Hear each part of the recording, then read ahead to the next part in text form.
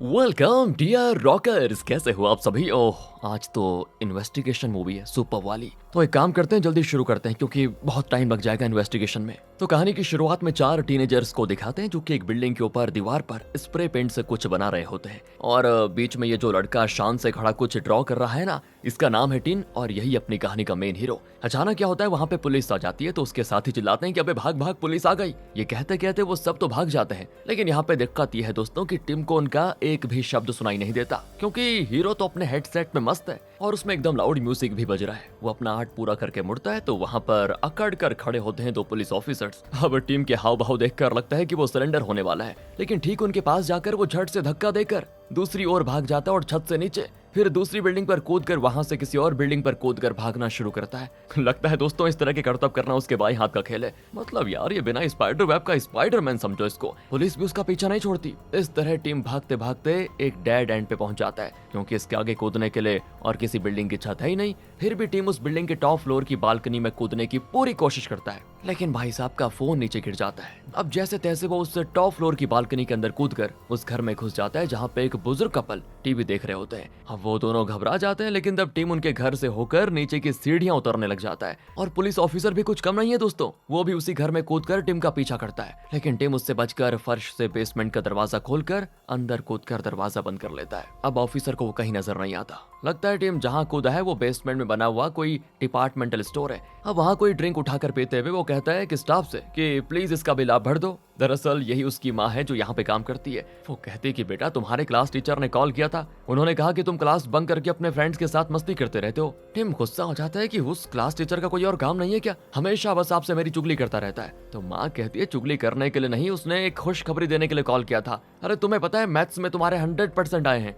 और बेटा तुम्हें स्कॉलरशिप भी मिली है, आगे की पढ़ाई तुम्हें इस स्कूल में करनी है। कहकर वो उसको एक बहुत ही बड़े स्कूल का नोटिस दिखाती है और टिम सच में यार एकदम से शॉक हो जाता है। और यहाँ पे मूवी का टाइटल TKKG डालकर मूवी जोर पकड़ती है। अब अगले सीन में कैनी नाम के लड़के को दिखाते हैं जो एक बहुत बड़े बिजनेसमैन का बेटा है और वो अपने पापा के प्राइवेट जेट में स्कूल आया। बताओ यार क्या अमीरी है। और ये स्कूल बहुत ही बड़ा है दोस्तों, काफी महंगा भी, इसलिए यहाँ सिर्फ अमीर घर के बच्चे ही पढ़ते हैं। एक आध बार टिम जैसे किसी गरीब या मिडिल क्लास वालों को स्कॉलरशिप मिल जाए तो वो भी यहाँ पर पढ़ने आ जाते हैं। अब हॉस्टल में कैनी को एक कमरा दिया जाता है जिसे वो टिम के साथ शेयर करेगा। अब कैनी को देखकर टिम कहता है कि आओ यार, क्या तुम ही हो मेरे रूममेट, मेरा नाम है टिम।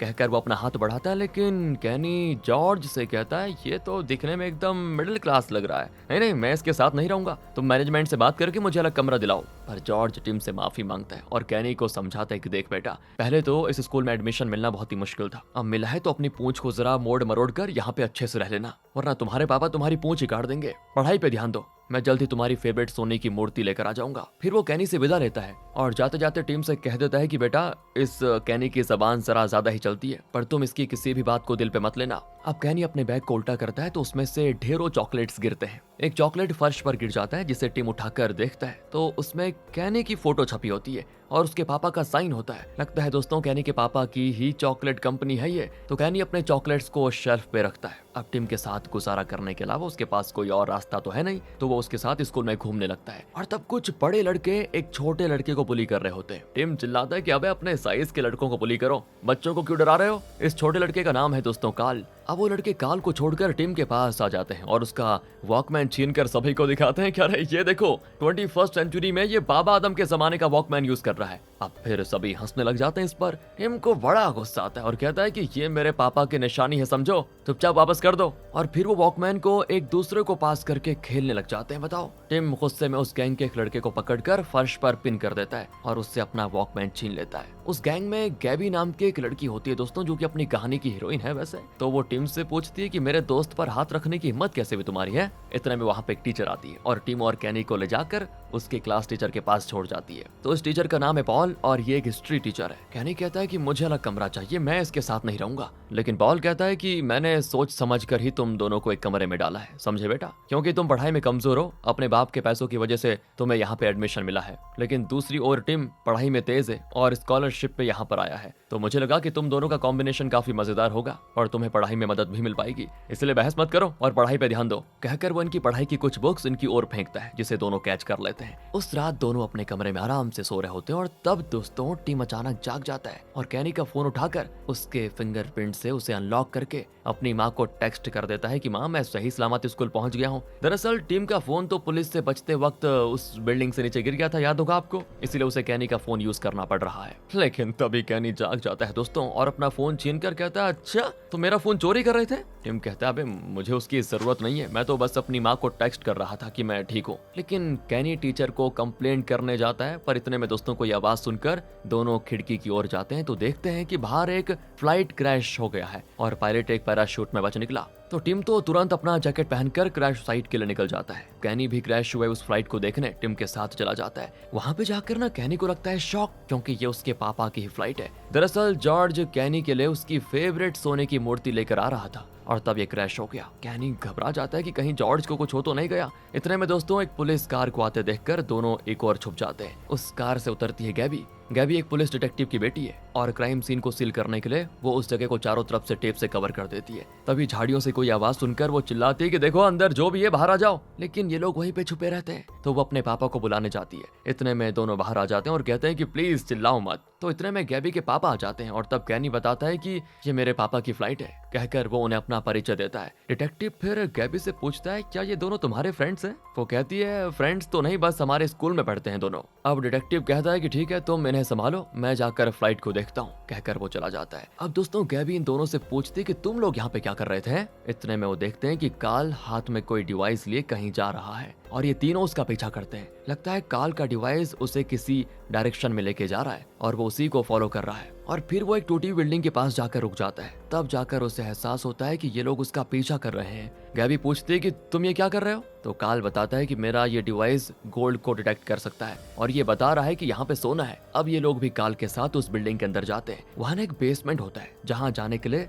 रस्सी की सीढ़ी बनी होती है, तो ये लोग भी सीढ़ी से नीचे उतर जाते हैं। वहाँ पे एक पैराशूट होता है और तब कैनी को याद आता है कि जब फ्लाइट क्रैश हुआ था तो एक पैराशूट दिखा था, मतलब जॉर्ज उसमें बच गया होगा, यानी वो मरा नहीं है। इन्हें एक बॉक्स भी मिलता है दोस्तों जिसमें जॉर्ज कैनी के लिए वो सोने की मूर्ति लेकर आया था, लेकिन बॉक्स के अंदर वो मूर्ति नहीं होती। फिर वो उस बॉक्स को ले जाकर डिटेक्टिव के हवाले कर देते हैं। अब डिटेक्टिव को शक होता है कि शायद जॉर्ज ही मूर्ति को चुरा कर भाग गया होगा, पर कैनी कहते हैं नहीं ऐसा नहीं हो सकता, जॉर्ज कई सालों से मेरे पापा का वफादार पीए है, उसने चोरी नहीं की होगी। अब इस बारे में पूछताछ करने के लिए ये सभी एक कार में कैनी के घर के लिए निकलते हैं, पर वो काल को छोड़ जाते हैं और वो चिल्लाते हुए कार के पीछे भागता है कि सुराग निकाला मैंने और मुझे को छोड़कर जा रहे हो, पर वो ज्यादा दूर नहीं भाग पाता। फिर ये लोग कैनी के घर पहुंच जाते हैं जहां कैनी अपने घर के नौकरों से इनका परिचय करवाता है। तो घर में उसके पापा की बिजनेस पार्टनर होती है जो कैनी से पूछती है तुम वापस आ गए बेटा, क्यों? खैर मुझे जाना है, कहकर वो चली जाती है। अब कैनी इनको एक जगह पे लेके जाता है जहां वो मूर्ति रखी हुई थी जो कि अब खाली जगह है। इतने में कैनी के पापा आ जाते हैं। तो ये लोग बताते हैं कि आपने कैनी के लिए जो मूर्ति भिजवाई थी वो गायब है। तो पापा कहते हैं कि अरे तुम लोग टेंशन मत लो, वो असली सोने की मूर्ति नहीं थी,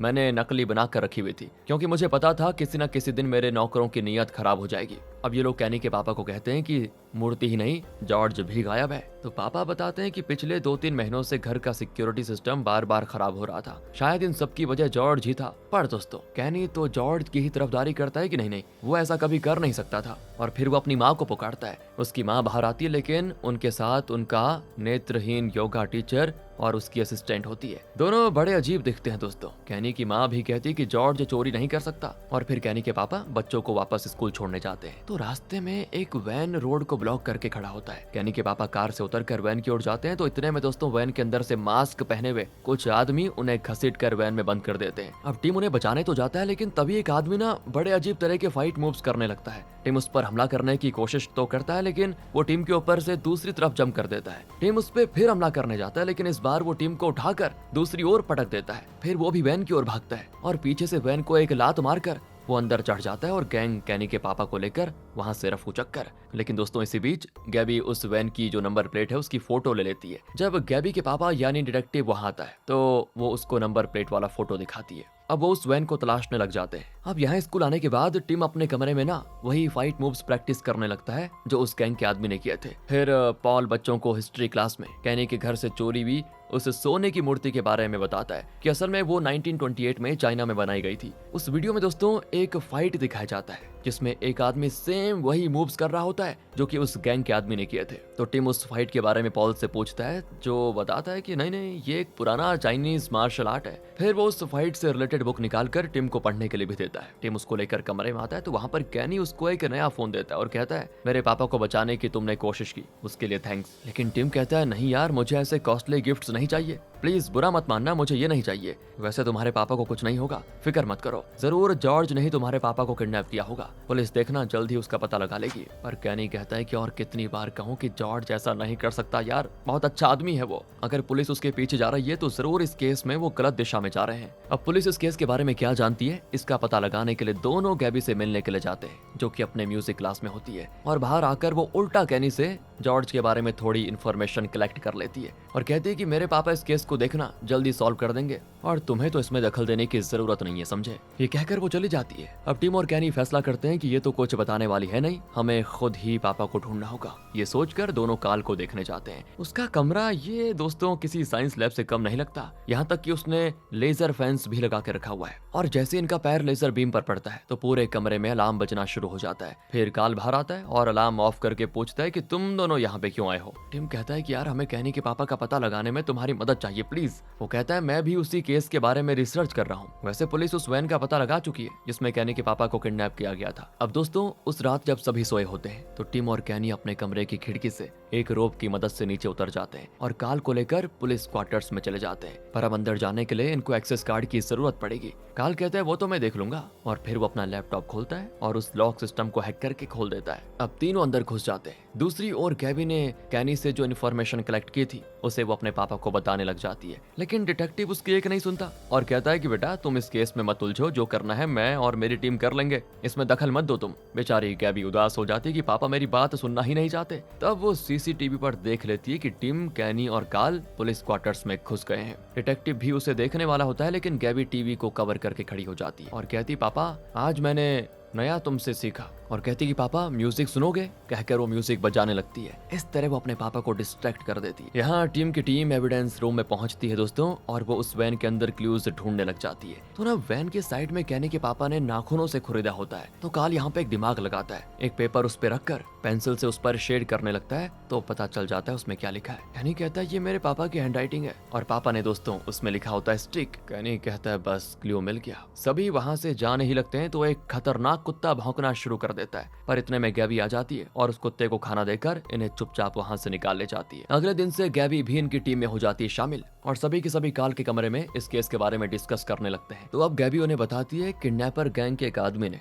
वैन के दरवाजे पे लात मारी थी, राइट। ये उसका शू प्रिंट है, इस पर बीच में एक डैमेज दिख रहा है, मतलब ये शू जिसका भी है वो भी इस किडनैपिंग में शामिल है। ये लोग भी गैबी को वैन से मिला हुआ क्लू दिखाते हैं जिसमें कैनी के पापा ने स्टिक लिखा होता है। काल कहता है मुझे पूरा यकीन है कि कैनी के घर में काम करने वाला कोई ना कोई तो इस किडनैपिंग में शामिल है। अब कैनी अपने घर के नौकरों के बारे में पूछताछ करता है तो उसे पता चलता है कि सभी कई सालों से वहाँ काम कर रहे हैं। अगर कोई नया आया है तो वो है उसकी माँ का योगा टीचर और उसकी असिस्टेंट। उसे यहाँ पे आए हुए सिर्फ 3 महीने हुए हैं। कैबी कहती 1 मिनट रुको, तुम्हारे पापा भी कह रहे थे कि पिछले कुछ ही महीनों से घर का सिक्योरिटी सिस्टम बार बार खराब हो रहा है। मतलब अगर जॉर्ज ने तुम्हारे पापा को किडनैप नहीं किया है तो जरूर ये उस योगा टीचर का ही काम होगा। अब हमें बस उस योगा टीचर और उसके असिस्टेंट के शू प्रिंट्स को निकालना है, तभी कंफर्म होगा कि वो किडनैपर्स हैं या नहीं। और अब काल अपना साइंस ब्रेन यूज करके एक कागज तैयार करता है और कहता है कि किसी भी तरह अगर इस कागज पर उन्होंने कदम रख दिया तो उनके शू का प्रिंट इसमें छप जाएगा। अब उस योगा टीचर के शूज का छाप लेने का एक बहुत ही बढ़िया प्लान बनाया जाता है। योगा टीचर ने कहने के घर पे एक मीटिंग रखी होती है जिसमें कई लोग आते हैं, तो गैबी टीम को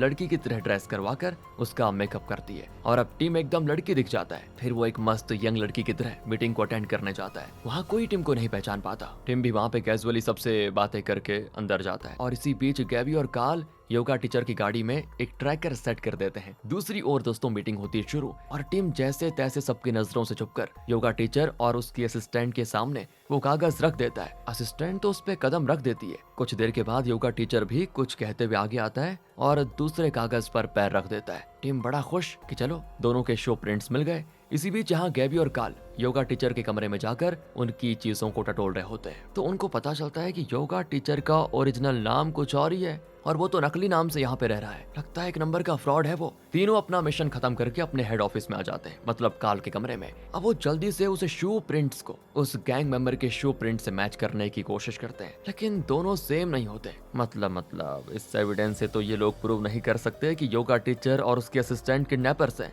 इसी बीच दोस्तों काल उस ट्रैकर को फॉलो करने लगता है जो उसने योगा टीचर की गाड़ी में फिक्स किया था। वो एक जगह पे जाकर बहुत देर रुकी होती है। अब काल कैनी से कहता है कि अगर तुम्हारे पापा को वो लोग किडनैप करके कहीं लेकर गए हैं तो जरूर वो उसी पॉइंट पर होंगे जहां ये गाड़ी रुकी हुई है। सच पता लगाने चारों उस लोकेशन की ओर निकल पड़ते हैं। फिर लंबा रास्ता तय करने के बाद वो उस लोकेशन पे पहुंच जाते हैं। इसी बीच योगा टीचर की असिस्टेंट किसी काम से गाड़ी लेकर निकल जाती है और दोस्तों टीम की टीम चुपचाप अंदर जाती है तो घर के बाहर योगा टीचर चेयर पर बैठा बिल्कुल आराम कर रहा होता है। उसके सामने टेबल पर एक चाबी पड़ी होती है। तो टीम की टीम डिसाइड करती है कि घर में इस अंधे योगा टीचर के अलावा और कोई नहीं है, हमें डरने की भी जरूरत नहीं है। यही सोचकर वो दरवाजा खोलकर घर के अंदर जाते हैं और घर के अंदर फर्श पर बेसमेंट जाने का दरवाजा होता है। चारों मिलकर उस दरवाजे को खोलने की कोशिश करते हैं लेकिन वो लॉक्ड होता है। और यहाँ बेसमेंट के अंदर दिखाते हैं कि कैनी के पापा को बेसमेंट में ही कहीं छुपा के रखा गया है। उसके मुंह में कपड़ा दबाया हुआ है जिसकी वजह से आवाज नहीं आ पाती। अब टिम और गैबी योगा टीचर के सामने पड़ी उस चाबी को उठाने जाते हैं क्योंकि उसी से बेसमेंट का दरवाजा खुलेगा। तो टिम धीरे धीरे योगा टीचर के पास जाकर चाबी निकालने वाला होता है तो दूसरी ओर घर के अंदर कैनी को एक ऑडियो कैसेट मिलता है जिसे वो टिम के वॉकमैन में डाल देता है। फिर काल को एक जोड़ी कॉन्टैक्ट लेंसेस मिलते हैं जिससे ये पता चलता है कि योगा टीचर अंधा नहीं है। और टिम चाबी पर हाथ रखता है तो योगा टीचर उसका हाथ पकड़ लेता है और फिर अपने ग्लासेस उतार कर टिम की आंखों में डरावने तरीके से देखता है। टिम शॉक कि ये अंधा नहीं है क्या। इतने में योगा टीचर की असिस्टेंट भी आ जाती है। अब ये चारों योगा टीचर और असिस्टेंट को घेर लेते हैं और कैनी पूछता है कि तुमने मेरे पापा को किडनैप करके कहाँ रखा हुआ है। तो योगा टीचर चौंकने की एक्टिंग करता है कि ये तुम क्या कह रहे हो बेटा, मैं तुम्हारे पापा को किडनैप क्यों करूंगा भला। लेकिन गैबी ने पहले से अपने पापा को इस जगह की लोकेशन भेज दी थी और कुछ ही देर में वो दूसरे ऑफिसर्स के साथ स्पॉट पर पहुंच जाता है। फिर वो बेसमेंट के दरवाजे को खोलकर अंदर देखते हैं लेकिन वहाँ कोई नहीं है यार। डिटेक्टिव कहता है कि फिलहाल तो तुम बच गए लेकिन अगर आगे जरूरत पड़ी तो तुम्हें स्टेशन आना पड़ेगा और तुम अंधे की एक्टिंग करके कैनी के परिवार को धोखा देते रहे लेकिन तुम पर अभी तक कोई कंप्लेंट नहीं आई, इसलिए अभी के लिए तो छोड़ रहा हूँ कहकर वो बच्चों को लेकर चला जाता है। लेकिन यहाँ वो अपनी बेटी गैबी को बहुत डांटता भी है कि मेरे वार्न करने के बावजूद तुम इस मामले में अंदर क्यों आई। स्कूल में भी दोस्तों ये खबर फैल जाती है और स्कूल की प्रिंसिपल इन चारों की क्लास लेती है। खासकर टिम पर इल्जाम लगाती है कि तुम्हारे पिछले स्कूल से हमें रिपोर्ट भी मिली है कि तुम वहाँ भी इस तरह की हरकतें करते रहे। अरे तुम बाकियों को भी बिगाड़ रहे हो क्या। नहीं ऐसे नहीं चलेगा, मैं तुम्हें अभी टीसी देती हूँ, घर जाओ यहाँ से। तो टिम भी गुस्सा होकर अपने कमरे में चला जाता है और अपनी चीजें पैक कर रहा होता है। अब कैनी भी उससे माफी मांगता है कि यार मुझे नहीं पता था कि बात यहाँ तक पहुंच जाएगी। और टिम जो पहले गुस्से में था वो उस पर बरस पड़ता है कि तुम्हारे पापा को ढूंढने के चक्कर में मेरी पढ़ाई गई। मैं सच बताऊं तो मुझे नहीं लगता कि उस योगा टीचर ने तुम्हारे पापा को किडनैप किया होगा। वो जरूर वो जॉर्ज ने किया है, इसलिए तुम उसकी तरफदारी करना बंद करो और पुलिस को अपना काम करने दो प्लीज। और कैनी ने टिम को जो फोन दिया था नया, शुरू में तो टिम ने उसको लेने से इनकार कर दिया था लेकिन लगता है बाद में उसने कैनी से वो फोन ले लिया था। और जाने से पहले टिम वो फोन कैनी को वापस करते हुए कहता है कि आइंदा कभी मुझसे बात करने की कोशिश भी मत करना, कहकर टिम चला जाता है। अपने शहर लौटकर टिम अपनी माँ को सब बता देता है कि माँ मेरे साथ ऐसा हो गया। उसकी माँ भी बड़ी दुखी होती है कि बेटे को स्कूल से निकाल दिया गया। बताओ। दूसरी ओर काल अपने कमरे में सो रहा होता है कि अचानक उसके सिस्टम पर एक अलार्म बजता है। वो उठकर देखता है तो पता चलता है कि योगा टीचर की गाड़ी उस लोकेशन पे खड़ी है जहाँ शुरुआत में काल अपना वो गोल्ड ट्रैकिंग डिवाइस लेकर गया हुआ था। अब काल को शक होता है कि योगा टीचर की गाड़ी वहाँ कर क्या रही है, कहीं सच में योगा टीचर ही किडनैपर तो नहीं। और तो और उस बिल्डिंग में एक बहुत बड़ा बेसमेंट था जो कि ऐसे कामों के लिए परफेक्ट जगह है। तो काल तुरंत अपना बैग पैक करके उस बिल्डिंग की ओर निकल जाता है। यहाँ कैनी अपने पापा के साथ खिंचवाए गए फोटोज को देख रहा होता है। एक फोटो में टिम का क्लास टीचर पॉल पापा के पास खड़ा होता है और पॉल की शर्ट पर स्टिक लिखा होता है। कैनी के पापा ने वैन में यही शब्द तो लिखा था दोस्तों। तो क्या पॉल ही किडनैपर है। नहीं ये कैसे हो सकता है। यही सारी बातें सोचकर वो इस बारे में बात करने के लिए टिम को कॉल करता है लेकिन टिम तो फोन वापस करके चला गया था, इसलिए वो तुरंत गैबी को कॉल करता है, लेकिन वो म्यूजिक क्लास में होती है और कॉल नहीं उठाती। दूसरी ओर टिम अपने पुराने फ्रेंड्स के साथ मिलकर दीवारों पर स्प्रे पेंट से ड्रॉ कर रहा होता है, जो कि लीगल है। तब वहाँ पे कैनी आ जाता है और कहता है कि मैंने किडनैपर का पता लगा लिया है, हमारे क्लास टीचर पॉल ने ही मेरे पापा को किडनैप किया है। कहकर वो टिम को वो फोटो दिखाता है जिसमें पॉल उसके पापा के साथ खड़ा हुआ है। लेकिन यार पुलिस मेरी बात नहीं मानेगी, इसलिए प्लीज मेरी हेल्प करो। और टिम कहता है मैं तुम्हारी बात सुनना नहीं चाहता, पहले तुमने कहा कि योगा टीचर किडनैपर है, अब कहते हो कि पॉल किडनैपर है। अरे तुम्हारी वजह से मैं किसी और मुसीबत में नहीं पड़ना चाहता, प्लीज चले जाओ यहाँ से। कैनी भी उदास होकर अपनी कार लेकर वहाँ से जाने लगता है। इसी बीच टिम अपना वॉकमैन ऑन करता है, पर कैनी ने उसमें योगा टीचर के कमरे से मिला हुआ एक कैसेट रख दिया था। है दोस्तों, याद है ना? वही कैसेट वो प्ले करता है, उसमें योगा टीचर और पॉल की आवाजें सुनाई देती है। मतलब अगर ये दोनों फ्रेंड्स हैं तो जरूर इन दोनों ने मिलकर कैनी के पापा को किडनैप किया होगा। और क्योंकि पॉल ने टिम को मार्शल आर्ट्स के बारे में काफी कुछ बताया था, उसे एक बुक भी दी थी, तो उस दिन टिम को जिसने सड़क पर उठाकर दूर पटक दिया था वो जरूर पॉल ही होगा। और जब टिम को ये सब याद आता है तो वो तेजी से भागकर कैनी की कार को रोककर अंदर बैठ जाता है। दूसरी ओर कार्ल उस पुरानी बिल्डिंग में पहुंच जाता है जहां योगा टीचर और उसके असिस्टेंट उस बिल्डिंग के अंदर जा रहे होते हैं। कार्ल देखता है कि वहां पॉल कोई ड्रोन ऑपरेट कर रहा है। असल में दोस्तों उस सोने की मूर्ति का इतिहास पॉल जानता है, मतलब उसी को चोरी करने के लिए पॉल ने इतना बड़ा प्लान बनाया। कार्ल सीधे उसी के पास चला जाता है। इससे पहले कि पॉल उसे कुछ करता, कार्ल जिससे अस्थमा प्रॉब्लम है वो अपने इनहेलर का मेडिसिन उस पर स्प्रे करके वहां से भागने की कोशिश करता है, लेकिन पॉल उसके इनहेलर को नीचे नेट पे फेंक कर कार्ल को उठाकर लेकर जाता है। इसी बीच दोस्तों टिम और कैनी गैबी को भी पिकअप कर लेते हैं और तीनों कार्ल के कमरे में आते हैं, लेकिन वहाँ पे कार्ल नहीं होता। लेकिन उसकी फाइंडिंग्स वगैरह को देखकर वो गेस कर पाते हैं कि असल में क्या हुआ होगा। दरअसल कैनी की फेवरेट सोने की मूर्ति लेकर जॉर्ज फ्लाइट में आ रहा था। तब पॉल जॉर्ज को गन पॉइंट पर धमकाता है। बीच हवा में दोनों में लड़ाई हो जाती है, जिस दौरान पॉल ने अपना गन से बाहर शूट किया, जिसकी वजह से फ्लाइट का एक पंख जल गया। इस वजह से वो फ्लाइट क्रैश हुई। अब पॉल और जॉर्ज पैराशूट में बच निकले, लेकिन जब पॉल को पता चला कि जॉर्ज के पास जो सोने की मूर्ति है वो नकली है, तो असली मूर्ति पाने के लिए उसने कैनी के पापा को किडनैप कर लिया और कैनी की माँ को धमकाया कि अगर अपने पति की जान प्यारी है तो असली मूर्ति मेरे हवाले कर दो। फिलहाल वो मूर्ति डिटेक्टिव के पास है, यानी गैबी के पापा के पास, और उस मूर्ति को पॉल के हवाले करके कैनी के पापा को वो रेस्क्यू करने जाते हैं। किडनैपर ने उन्हें जिस लोकेशन पर मूर्ति रखने को कहा था वहाँ रखकर वो चले जाते हैं, लेकिन असल में कुछ दूर पर छुप कर देखते हैं। उन्हें लगा कि इसे उठाने कोई जरूर आएगा और हम उसे पकड़कर सारी असलियत जान पाएंगे। लेकिन दोस्तों उस बॉक्स को उठाने इंसान नहीं बल्कि एक ड्रोन आता है और उसे लेकर उड़ने लगता है। तो डिटेक्टिव और उसका साथी उस ड्रोन का पीछा करते हैं। यहाँ गैबी, टिम और कैनी कार्ल के सिस्टम में देखते हैं कि योगा टीचर की गाड़ी उस पुरानी बिल्डिंग के पास खड़ी हुई है। अब इनको यकीन हो जाता है कि कार्ल जरूर वहीं पर गया होगा, तो तीनों उस बिल्डिंग के लिए निकल जाते हैं। यहाँ वो ड्रोन मूर्ति वाले बॉक्स को सही सलामत पॉल के पास पहुंचा देता है और यहाँ टीम की टीम पुरानी बिल्डिंग में पहुंच जाती है जहाँ योगा टीचर की कार खड़ी है। गैबी कार के नीचे जाकर कुछ वायर्स को कट कर देती है। इसी बीच पॉल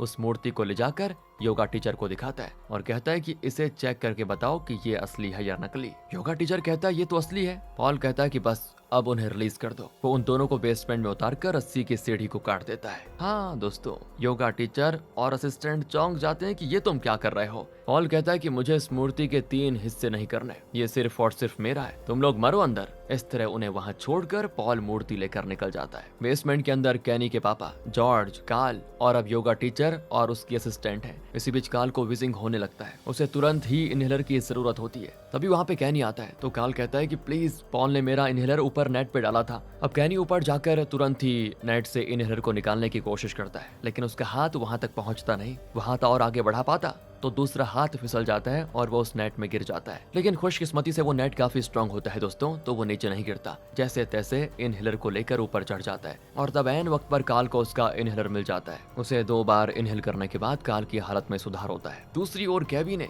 कार में जो वायर्स कट किए थे उसकी वजह से स्टीयरिंग एकदम आउट ऑफ कंट्रोल हो जाता है। पॉल उसे लेफ्ट राइट कैसे भी घुमा दे, गाड़ी सीधी ही जाती है और एक बैनर से टकराकर गाड़ी रुक जाती है। फिर तो पॉल सीधे सोने की मूर्ति को लेकर भागने की कोशिश करता है। इतने में टिम और गैबी वहां पर पहुंच जाते हैं। पॉल जल्दी से छुप जाता है और मौका पाकर मूर्ति लेकर वहां से बचने की कोशिश करता है, पर तभी वहां पे एक ड्रोन आकर उसके सर से टकराकर उसे नीचे गिरा देता है। दरअसल दोस्तों इस ड्रोन का रिमोट उस बिल्डिंग के बेसमेंट में था जिसे कार्ल कंट्रोल कर रहा होता है। सभी पॉल को गिरते हुए देखकर बड़े हंसते हैं और अब टिम और गैबी को भी पॉल का लोकेशन पता चल जाता है। टिम सीधे उसके पास जाकर उसके हाथ से गिरी हुई वो सोने की मूर्ति उठा लेता है और शुरुआत में पॉल ने जो फाइट मूवमेंट्स का डेमो दिया था और अब टिम उन्हीं मूवमेंट्स को करके कहता है कि तुमसे बन पड़े तो मेरे हाथ से मूर्ति ले लो। पॉल भी हंसकर उस पे हमला करने जाता है और तब टिम उसके ऊपर से जंप करके पीछे लैंड कर जाता है, बिल्कुल वैसे ही जैसे शुरू में पॉल ने किया था। पॉल तो चौंक जाता है, लेकिन फिर भी वो वापस आकर टिम पर वार करने लग जाता है तो टिम उसे उठाकर दूर पटक देता है, जिस तरह पॉल ने टिम के साथ किया था। तब गैबी के पापा और उनकी टीम वहां पर आकर पॉल को अरेस्ट कर लेती है। इस तरह ये केस हो जाता है सॉल्व और फिर एक बहुत ही बढ़िया पार्टी होती है और टीम की पूरी टीम वहां खूब एंजॉय करती है। गैबी के ऑर्केस्ट्रा में बढ़िया परफॉर्मेंस भी होता है। दूसरी ओर योगा टीचर और असिस्टेंट को दिखाते हैं जो कि अब जॉर्ज के साथ हैं। लगता है दोनों सुधर गए हैं और जॉर्ज के साथ मिलकर वो उस सोने की मूर्ति को किसी सेफ जगह लेकर जा रहे हैं। टिम, कैनी, कार्ल और गैबी पार्टी में मस्त मास एंट्री देते हुए खूब तालियां बटोरते हैं और उनके शर्ट्स पे उनका नाम का पहला अक्षर लिखा होता है, यानी TKKG। और इसी मास एंट्री के साथ TKKG नाम की मूवी यहाँ पे खत्म होती है। बाकी दोस्तों आप बताइए मजा आया कि नहीं। मिलते हैं आपसे अगली वीडियो में। अच्छी लगी हो तो लाइक करें, चैनल को सब्सक्राइब भी ध्यान रखिए हमारा। आपका अपना। Thanks for watching.